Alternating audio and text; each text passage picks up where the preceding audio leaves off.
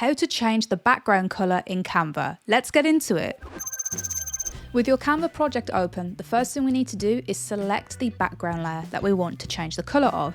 If you're working with a bunch of different layers and it's difficult to select your background layer, you can go into Position, go into Layers and choose your background layer like so, just like that. Now with that selected, we can come up to the background colour icon up here, and this will bring up the Canva palettes for all the different colours. Now you've got the option of choosing document colours, brand kits, photo colours, default colours and gradients. For this example, I am going to click into the add a new custom colour, and with this open, you have the option to paste in a hex code if you have one.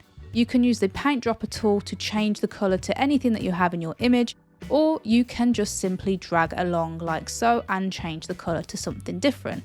Let's say for example, if I want to go for like a pastel-y, bluey green, that works for me.